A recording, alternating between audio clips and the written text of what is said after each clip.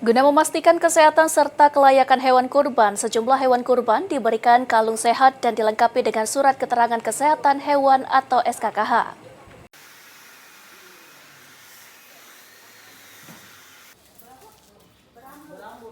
Untuk menjamin hewan kurban yang dijual sehat dan layak disembelih, Dinas Pertanian Kota Prabu Muli membentuk tim khusus yang diterjunkan ke sejumlah titik penjualan hewan kurban, baik yang bersifat musiman maupun permanen. Hewan kurban yang dinyatakan sehat akan diberi tanda berupa kalung sehat dan dilengkapi dengan surat keterangan kesehatan hewan atau SKKH.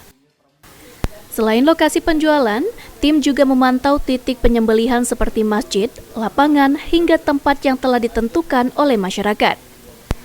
Pengawasan juga akan dilakukan hingga 2 hari pasca Idul Adha guna memastikan proses distribusi daging serta penanganan limbah penyembelihan berjalan tertib dan higienis.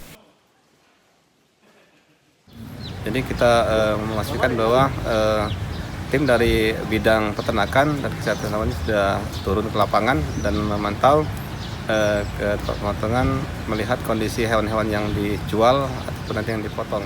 Nah, untuk kesehatan hewan sampai dengan sekarang ini tidak kita temukan adanya gejala-gejala penyakit. Lebih dari penjualan mungkin kita ada indikasi mungkin yang kurang umur. Jadi minta lebih memastikan lagi untuk pembeli, memastikan bahwa hewan kurban itu cukup.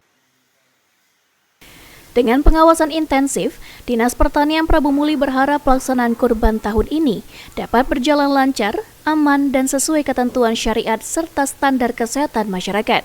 Anggi Perkasa, PAL TV.